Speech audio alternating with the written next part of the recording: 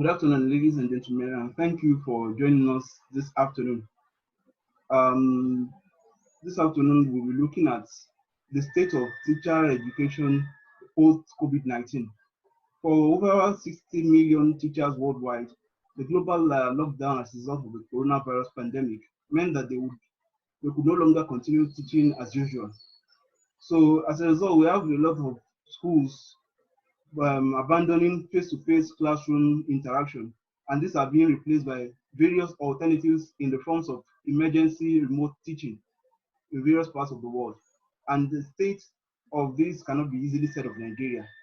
In Nigeria, we know that there are about 2 million teachers that are registered and a lot of others that are not registered, but we can confirm that about 2 million teachers that we have registered, and most of these teachers have limited contact with their children, with their students at this time. What government is only able to offer teachers, what government is only able to offer the students radio, television, and some sort of online programs to fill the missing gap during this period that has been created since March 23rd. And for education experts, a lot of education experts have suggested that Nigeria is ill prepared to manage this situation, especially through its teacher preparation programs. So the Nigerian education system is not well set to manage the emergency remote teaching that we're having today. And for over 46 million students, this pandemic means that there is really little or no form of conventional learning taking place. So how do we fill these missing gaps? And to help us understand how we'll do this, three of our guests that are here this afternoon will be helping us understand that. First, we have Professor Francisca Aladejana. Professor Francisca Aladejana is of the Obafemi Awolowo University, Ile-Ife. She is of the. Okay, I thought I muted myself.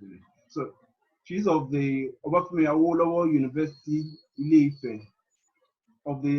She's a professor of science education at that university.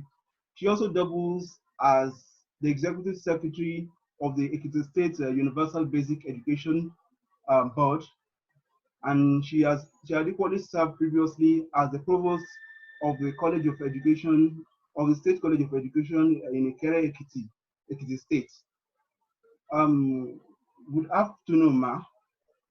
Okay. Yes, good afternoon. Thank you for joining us, Ma.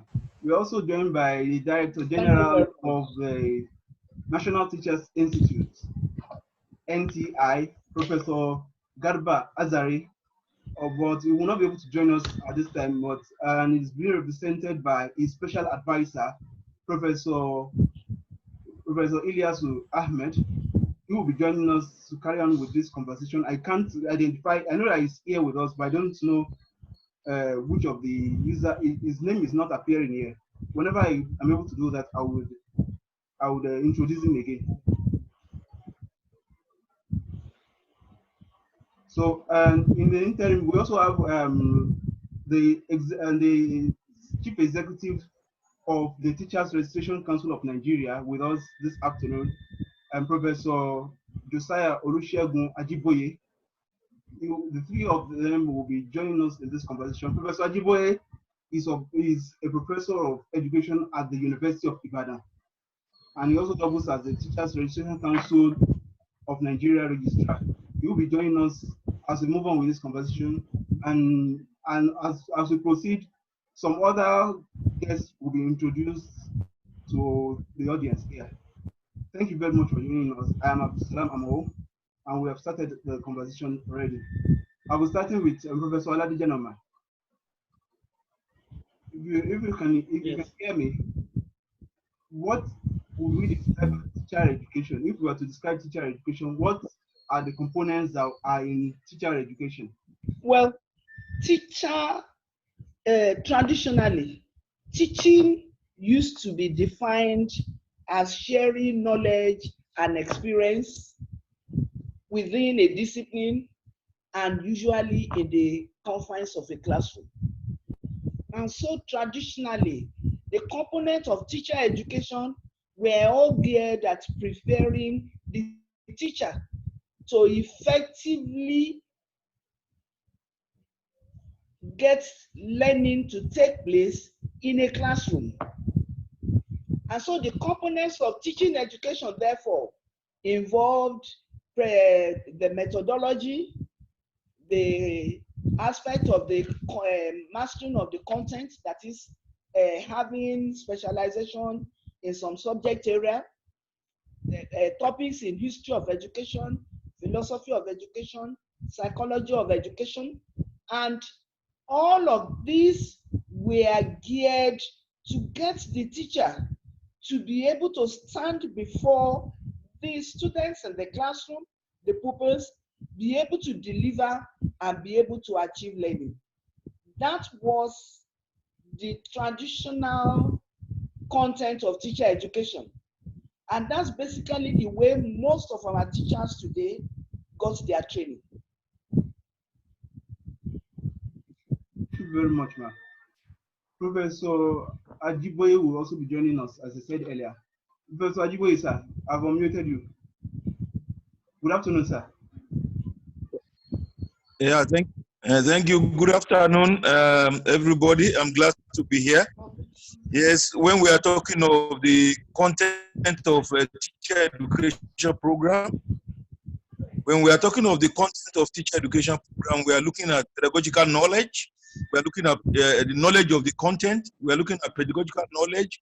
We are looking at the knowledge of the values, the skills, and the competencies actually expected of a teacher.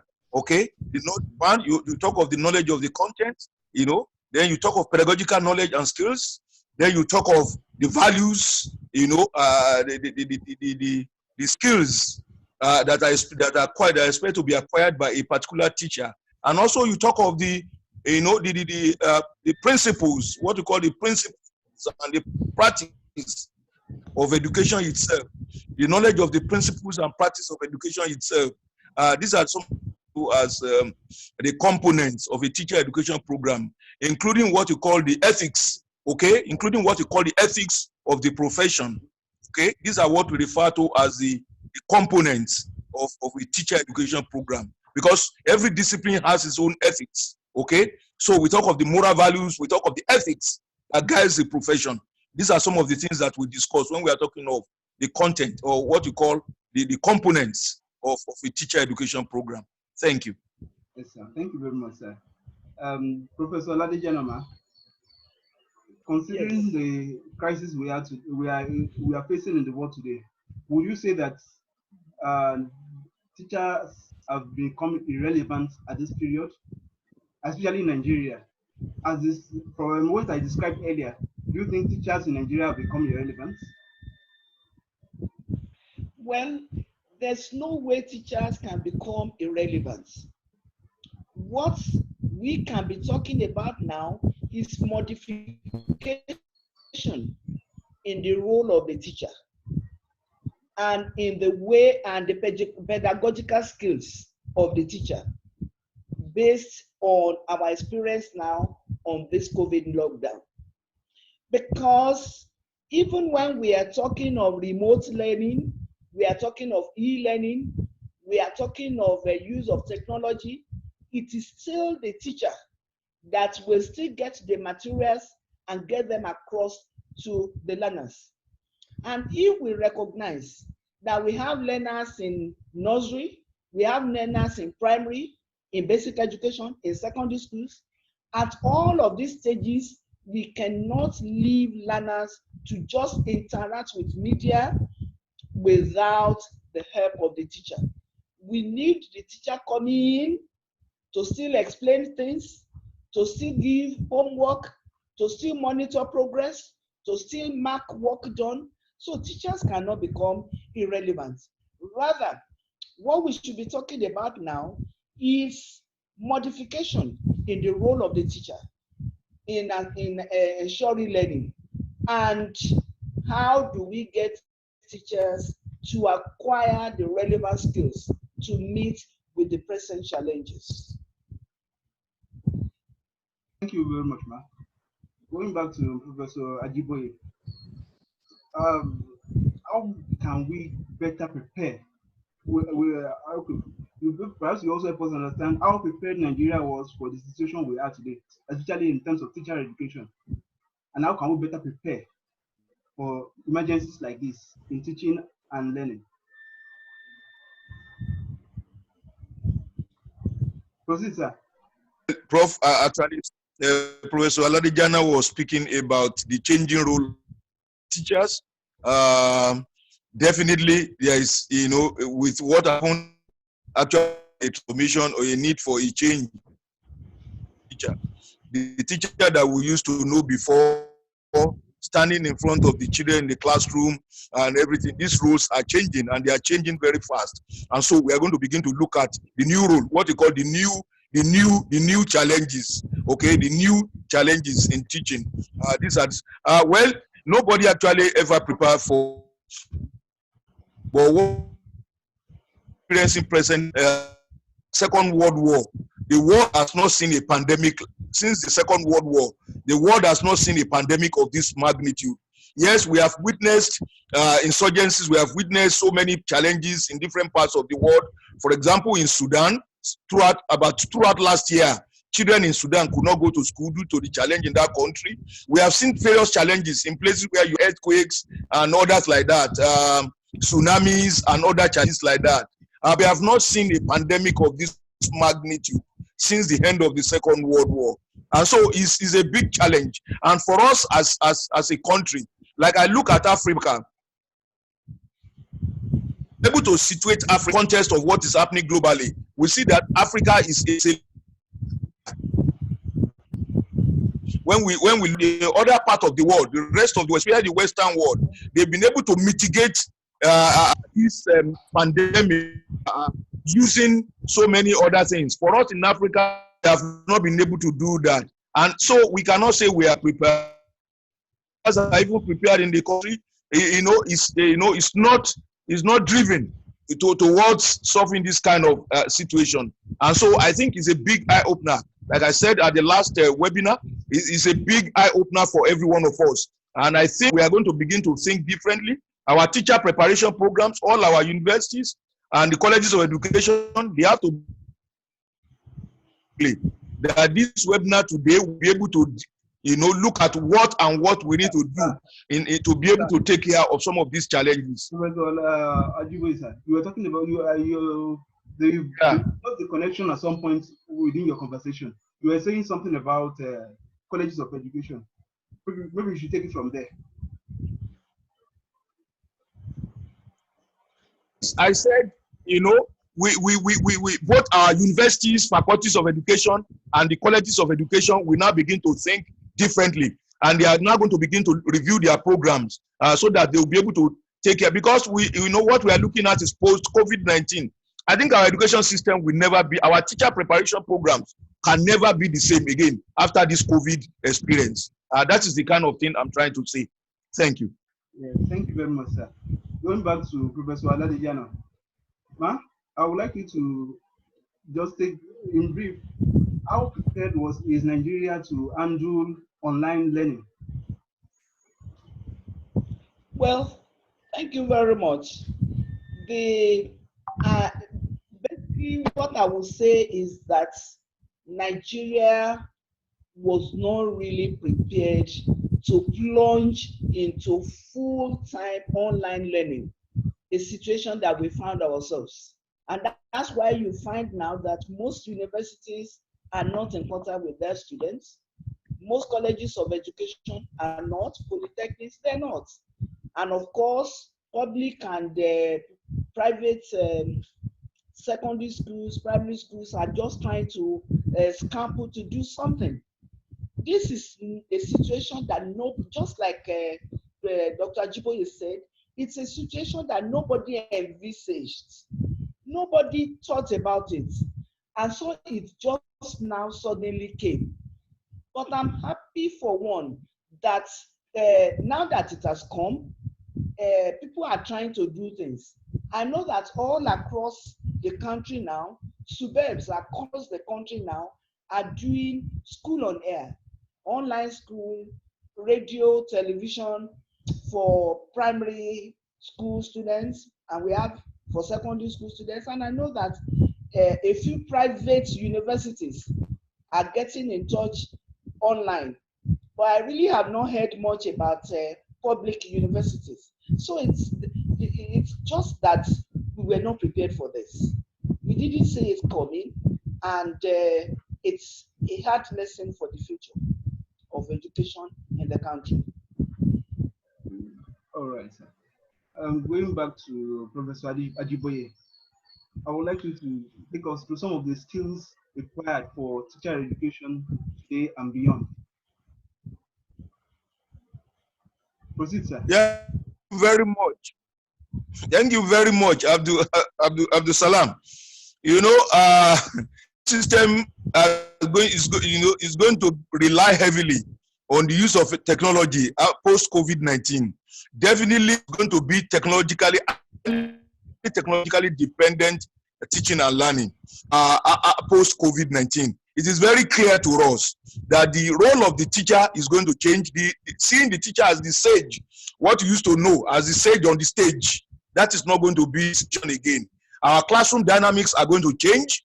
For example, let's see, you know, the number of children that we used to have in our classroom, but 100 pupils in the classroom, that is going to change. For goodness sake, we can no longer put so many children. You know, these large classes, the scene of large classes. Perhaps some states should begin to think now. And I believe since we have people like Subeb, Prof is from Subeb, you know, yes, they should begin to think now whether we are going to go back to this shifting school system, where you go in the morning, some we go in the morning, some we go, because the number of classrooms we have, except we are going to build more classrooms, because the number of classrooms we have with the large number of pupils that we have in our classroom, we cannot continue with that. So many things are going to change. Also, we are going to rely more on the use of technology. Okay, like you rightly asked in the first instance, how prepared are we? Look at Nigeria, for example. Just about half of the population have access to the internet. Just about half. And when you are talking of this half, they are largely concentrated in the urban areas. When you look at the rural areas, we have problems with the rural areas. So it's a big challenge. It's a big challenge. And so we are going to have to review our curricula. We are going to have to review our curricula. You know, the idea of a supervisor, teaching practice supervisor at the university, saying, like I was, you know, I've already told some deans of education that I'm going to supervise my student. All these things we have to change. You can supervise your 100 students, even on Zoom. You can be in their classroom using Zoom, using some other devices, okay? And so many of these things will have to change. The way we go about our teaching and preparing our teachers will change. The teacher themselves, they have to change. You asked a fundamental question, you know, is the role of the teacher, you know, do we need the teachers again? Yes, I always say, yes, we need the teachers, because technology will not replace teachers. It's a fundamental truth. Technology will not replace teachers, but teachers who know how to use technology will replace those who do not know how to use it. That is a fact. Therefore, teachers have to be technologically savvy. And so our teacher preparation program, the continuing mandatory professional training program for teachers, all these things will have to change towards technology. Our education have to be technological, and this is where we are supposed to go, the way we are supposed to go. Thank you.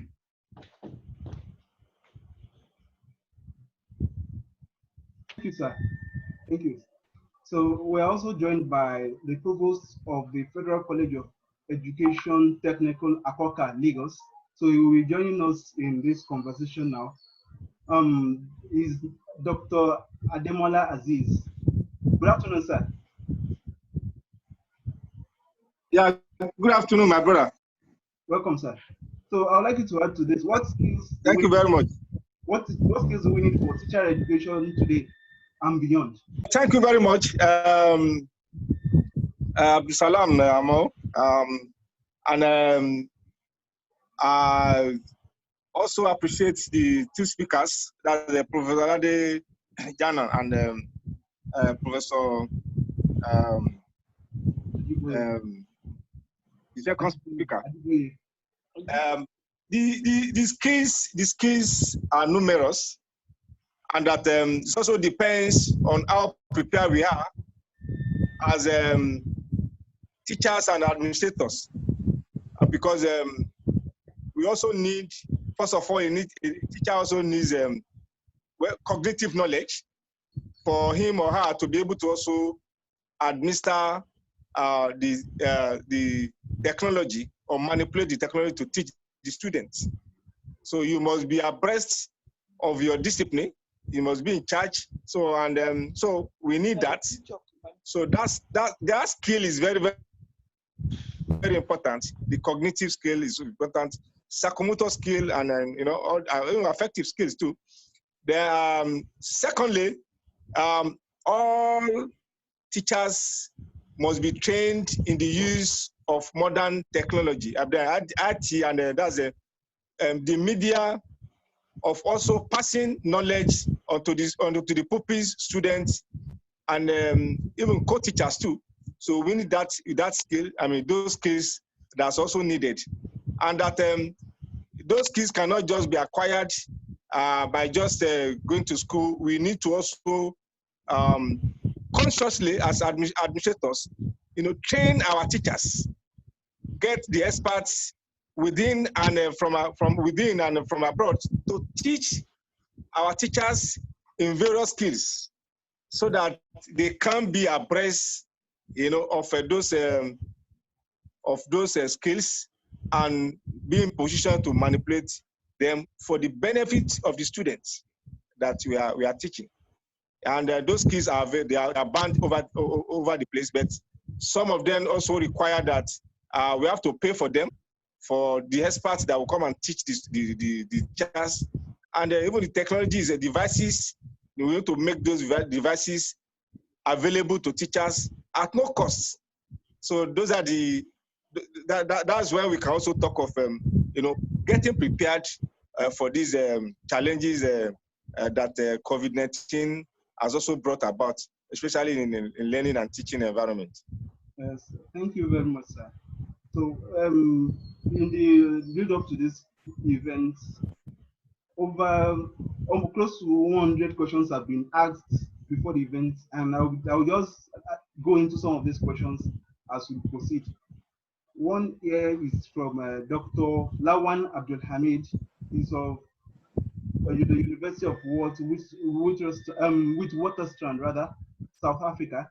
Is asking the question that is asking, what plans will you suggest for dealing with students and lecturers' mental health due to the COVID-19 pandemic? I'll direct that question to Professor Ajiboye. The mental health of students and the lecturers post COVID-19. How do we deal with that after this? All this over? Proceed, sir. Sorry, hold on, please. Okay, proceed now. No, I'm okay. Yeah. Thank you very much. I think, like I said, globally, this COVID-19 has posed a big challenge to teachers and students alike. And it is as a global thing, we are all affected, in one way or the other. If we are not infected with COVID, we are affected.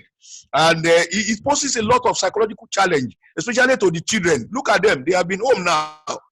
It's going to 3 months. And even the teachers themselves, they have all been home for about 3 months now. And so it's a big challenge. Psychological trauma for teachers and for learners, and for them when they want to. In fact, after this COVID, some of these children, you may discover that some of them may drop out of school because of the frustration. So there is a lot of mental challenge, a lot of psychological challenge that this COVID-19 has actually posed. And so teachers will need psychological boosting. The same way our learners, we also need to, psychological boosting. We need to really encourage the children and to tell them that, look, there's life even after this kind of pandemic, and to make them realize the importance of their education. As many as we want to drop out, because there are so many, who want to drop out because of this challenge, we need to really encourage them and support them. And that's why, the kind of education that we are going to get after COVID-19 is going to be a collaborative education. the collaboration between and among the school, the teacher, the learners, and the communities, especially the parents. Especially the parents. The parents have to play a very significant role here. And so everybody have to be on here. So we need collaborative education post-COVID-19. It's collaborative learning, collaborative education to support our children, to support the teachers. And the society has to a way.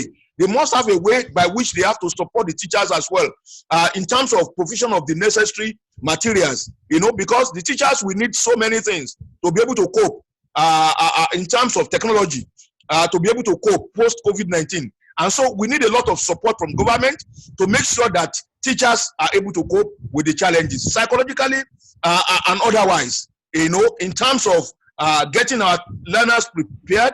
So many of them, they want to take examination. The schools actually shut down, just about the time when they were to take their exams and things like that. And some of them have been thinking they want to transit from one classroom to another and things like that. And they are now at home. So it's a very big challenge. Psychologically, they have been affected. They have been battered. And what we need to do is to collaboratively work on them, both work on the teachers, work on the learners, and make sure that they are fully prepared to be reintegrated into the normal school system post-COVID-19. Thank you. Thank you very much, sir. The next question I will be taking is from Raphael Olabisi. The person is asking, what benefits can you advise the parents on online learning? How would you okay, let me put it this way. How would we advise parents on online learning? The question goes to Professor Aladejana. Thank you very much. Okay, the role of parents in online learning has changed completely now from what it used to be when it was the regular classroom. Because with the regular classroom, for example, basic education, secondary schools, all they need to do in the morning is get them ready and they are off. And they're probably not going to be back until 5 p.m., 6 p.m., and they could go and do whatever they want to do. But now, like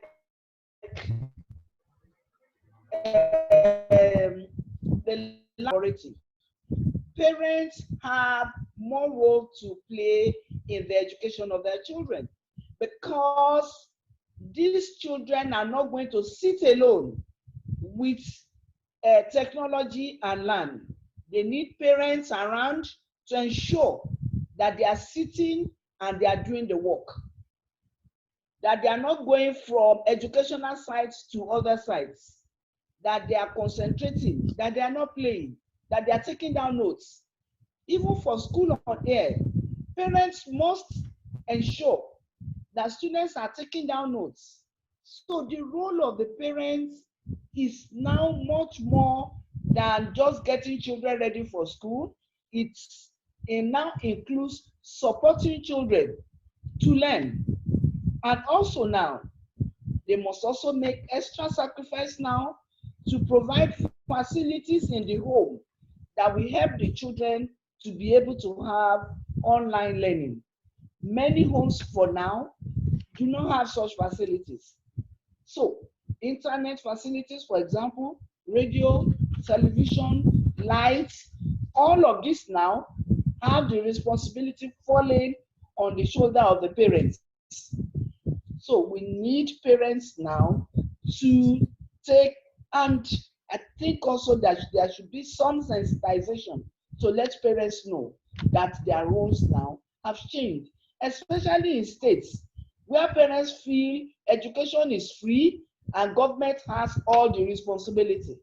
Now we need to do some reorientation to let them know now that they have major roles to play.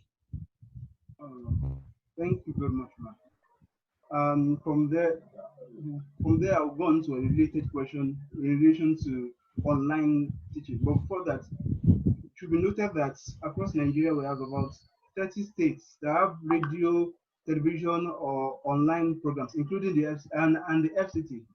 The 30 states and the FCT have various radio and television programs for children at this period. Though some of them are even stopped operating at this time. Some states just prefer to run such programs for 2 or 3 weeks, but that will be for a later discussion. So, the next question I will be asking again is from Dr. Abdul Hamid, and he's asking that how do we ensure credibility and validity of online assessments? This question goes to Dr. Ademola. I think well, there are different programs that are available to also assess the students. There are different applications that the programmers have been able to also develop, and that it depends on the content of what you want to examine student on. If it's theoretical, most of the time, I mean, there are different measurement techniques you can use to also assess the students. So it depends, and that there are also checks and balance there too. You can also monitor the students while they are writing exams, even from their homes. So once those things are put in place, I'm sure that can also determine the credibility of the examination techniques and the types of examinations we are also conducting as teachers for students. So that's just my take on that. And going to Professor Ajiboye, sir, I would like to one of our audiences, a member of the audience rather, asked the question about access to instructional materials. Ordinarily, before we even talk about the pandemic, we have some students that have, maybe they don't have textbooks and they don't have access to instructional materials as a result of the poverty of their parents. How do such children cope at this period? How do we ensure that such children cope at this period? Well, thank you very much once again. I want to say that the COVID-19 has actually posed an additional challenge to that kind of situation, because in the situation where parents could not provide the learning materials for their children, really is a big challenge. But now, even with this additional burden of having to provide, technological materials, a phone or iPad or so many other things like that, I think that the problem is now compounded. And I think this is where government will have to come in to maybe have to assist the parents. And we see in some states of the federation where at least the state governments actually provide the basic textbooks, okay? Where the government provide the basic textbooks for their learners. It is encouraging. But actually, COVID-19 has posed a challenge, because the children will have to even go beyond these textbooks and other materials to now technological materials like an iPhone, at least a phone that is compliant, that will be able to do certain things. Oh yes, the children will have access to their parents. Will also have to give in this circumstance.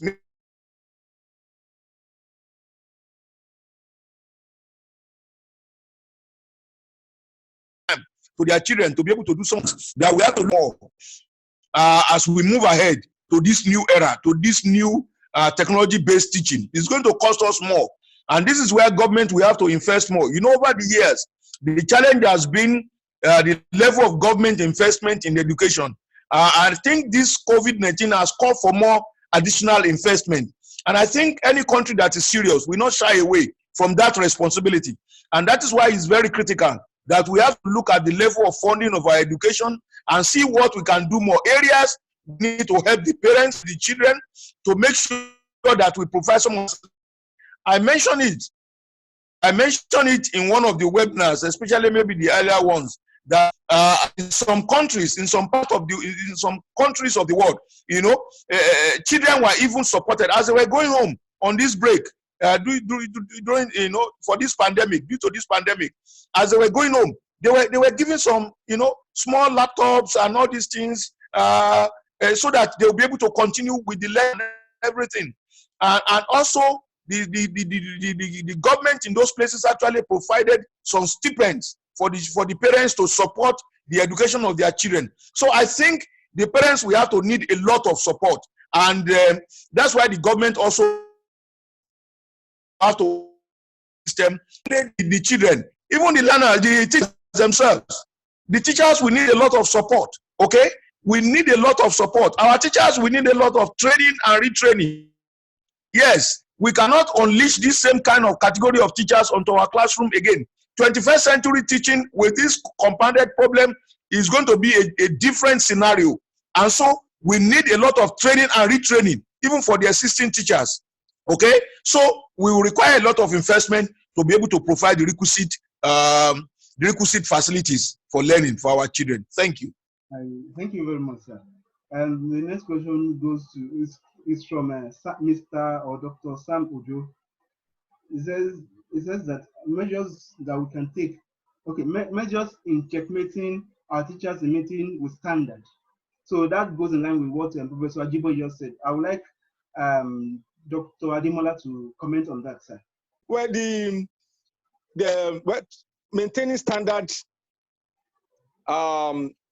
is always there, and that it's also very important that the teachers are also supported materially to make sure that they also give their best in terms of their welfare, in terms of the devices, and the teaching aids, as we usually call it, that they need to be able to also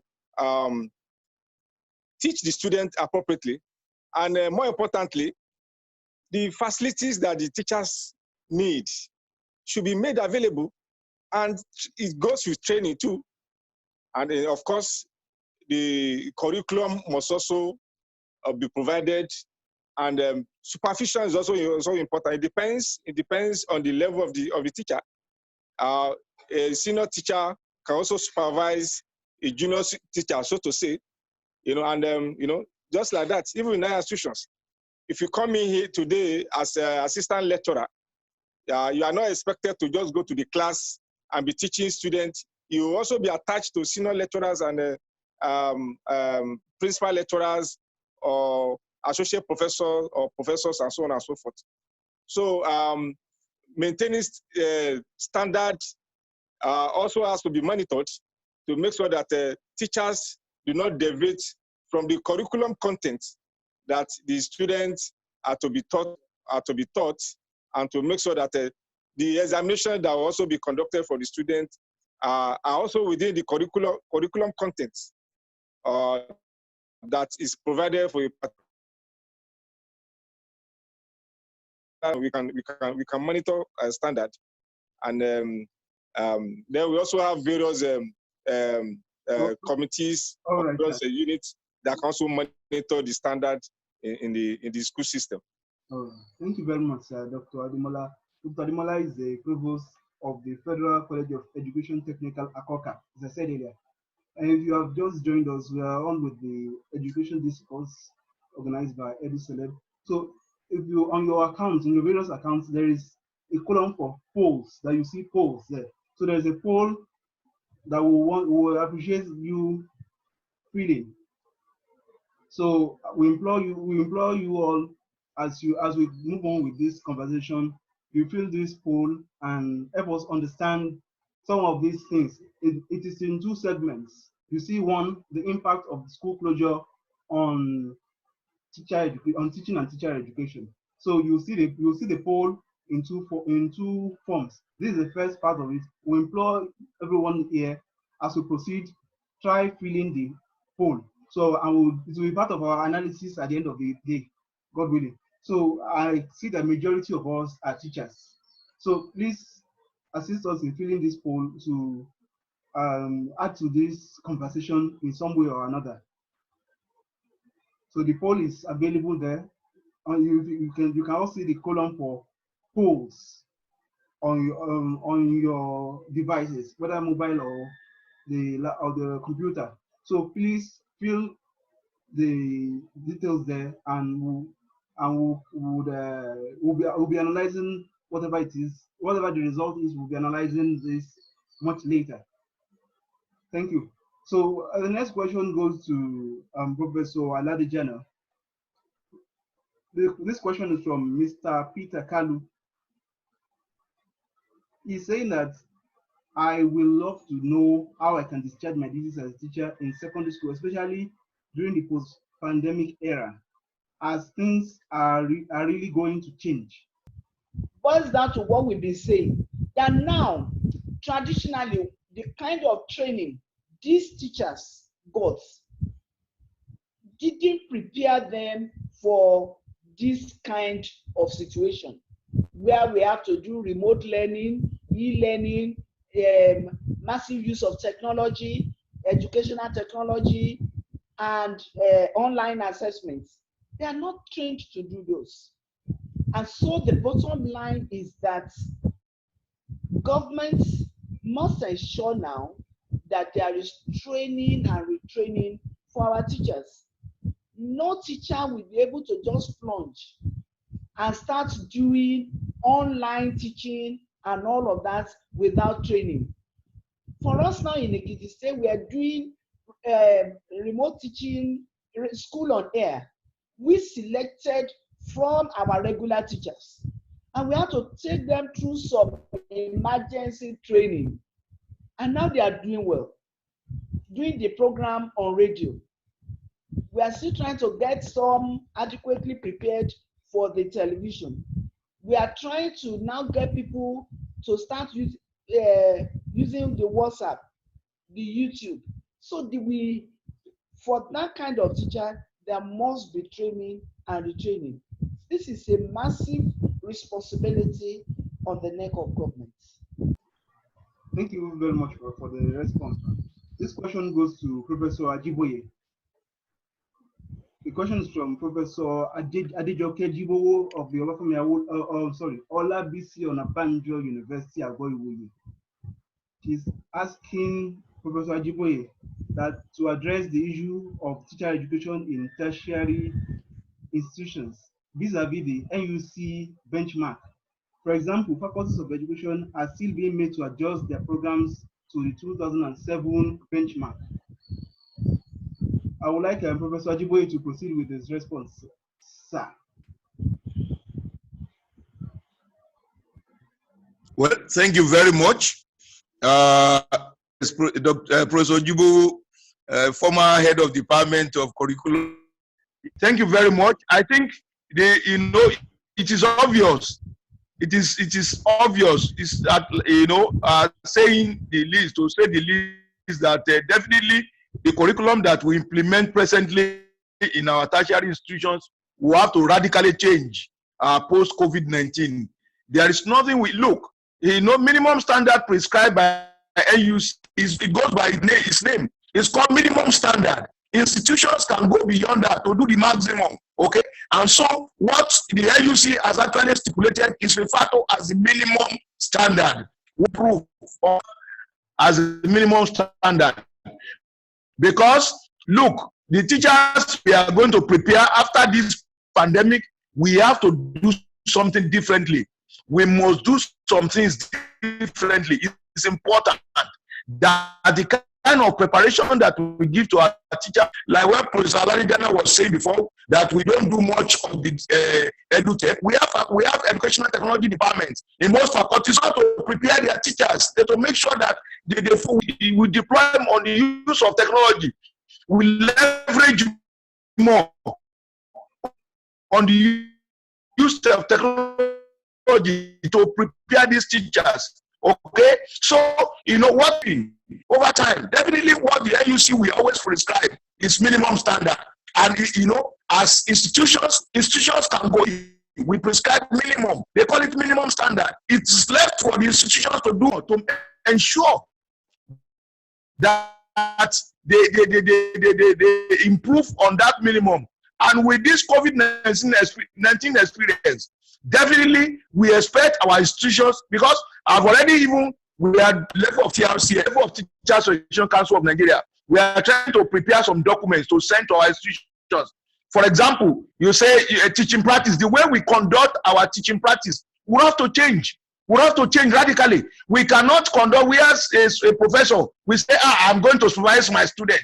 No, you may not need to leave your office again to be able to supervise students on teaching practice. Students who can also record their teaching experience in the classroom, and they will submit what they have recorded to the lecturer, and the two of you can sit down and review. Okay, so everything that we do, we have to change. Definitely, the way we prepare our teachers will have to change. So NUC is not a limitation. NCC is not a limitation for quality of education. These two institutions, two bodies, what they do is to prescribe minimum standard. Institutions will have to go more, to do better, to reflect the current realities, especially as regards to the experience we have gained from this COVID-19. Thank you. Professor Aladejana, this question is directed to you. It's from Mr. or I don't know, maybe Mr. or Dr. Oniyide Ulubenga. He said that he desires a close examination of classroom population, classroom management, classroom teaching in the post-COVID era. What do you see to that? Now, when we are now talking about use of technology, of course, class size must reduce. For effective use of technology in the classroom, you need small class size. And we are aware that a whole lot of our schools still have large class sizes. If we are saying reduce class sizes, do we have enough teachers in those schools? Do we have enough classrooms? These are challenges now that these are part of the challenges now that are rearing their heads. Because with this post-COVID era development, a whole lot of challenges will come that we will have to face and find a way to solve.